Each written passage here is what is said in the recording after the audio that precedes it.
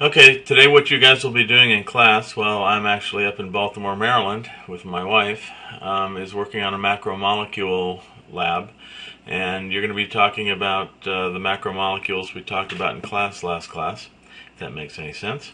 We'll be talking about monomers going into polymers. We'll do that for carbohydrates, we'll do that for lipids, we'll do that for proteins, we'll do that for nucleic acids. So we're going to discover these things the way we're going to do it. If I scroll down a little bit, and actually what I'd like you to do first is I'd like you to read the purpose, I'd like you to read the introduction, take a look at your materials list. We will not be using construction paper. There's actually another sheet that we'll be using. Colored pencils, you know where those are located.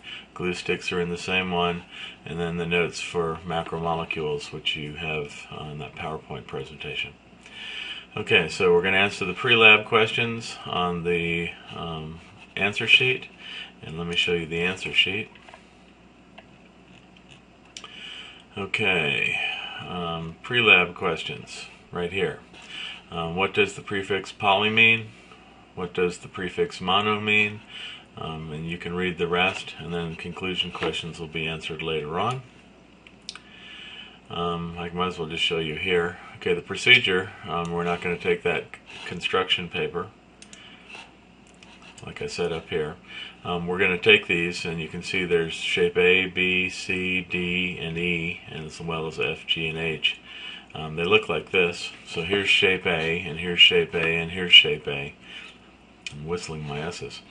And if you notice, we have got an H on one side, sitting right here, and then we have an OH, a hydroxyl, on this other side.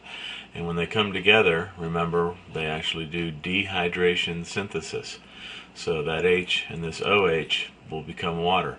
And so what you're going to do is you're going to color this whole thing in green, and I would recommend coloring the hydroxyl and this H in all of them. And you can see there's B, C, D, and E, coloring the H and the hydroxyls.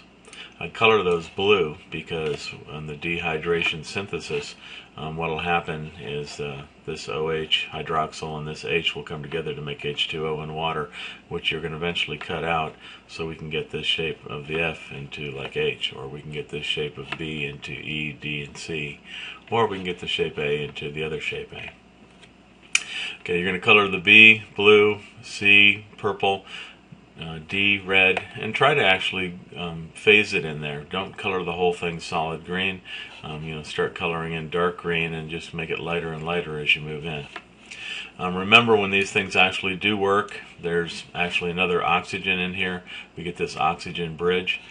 This is a six-sided, and I'm not going to tell you what it is, but a six-sided hexagonic type shape, and it's made of C6H12O6. Gives you any hints. And when they come together, there is an oxygen that remains. That's called the oxygen bridge, which locks the two monomers into a dimer in this case, or a polymer if we're three or more. And then we have these polymers that form out. So what you're going to do is you're going to actually put this on a sheet, and I'm going to show you something that's like it. It's this thing right here.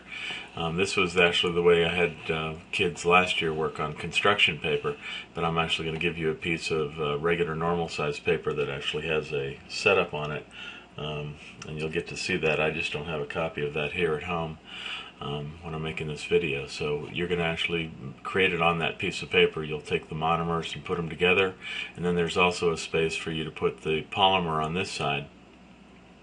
And then when you put that on this side, you're also going to have a place for the water that you cut out. So the dehydration water that's going to come out, you're going to stick over here, because remember, we can actually put it the other direction. We can take water and go to these polymers, and we can actually break those up into monomers just by adding water. And that actually does the exact same thing as what we did when we cut these guys out. So you're going to color these. Try to color the hydroxyl and the H that sticks on the side blue, because we're going to cut those out and put them together. You can see that shape right there fits that shape right there to make an H2O. We're going to actually keep that with the water. Okay, B, C, and D, We're going to do those, coloring them, and then it says that F, G, and H, you can color any color you want, any pattern you want. I would do patterns maybe more than colors, because I would like you not to color the same way as you colored any of those, which it actually says on the paper. So you'll place those on there. Make sure you put on this side. And remember, we actually have the side where we had the peanut butter and jelly, and then we had the side with the peanut butter jelly sandwich. We're going to put the water over there because it actually is created. So it cuts it out. Gather the cutouts. I'm not going to read these to you because I'd like you to actually follow the directions. It tells you what to cut out and where to put them. The thing that it does not say is that it doesn't talk about the water that's in there. Make sure you save the water. Make sure you glue that water in there because you're going to be using glue sticks. Okay, and then you have conclusion questions, and you can see they go on for a whole page. I'd like you to answer those. Here's the cutout sheet, and you actually have 2 of them, so you'll have 6 A's rather than just the 3 A's.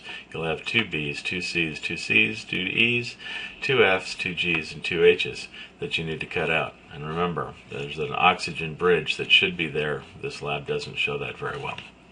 Okay, well, thank you very much. I hope that makes sense. Ask the sub for some help, but I think if you actually put forth the effort and read that lab activity, you can figure out what to do. All right, thank you much. Bye.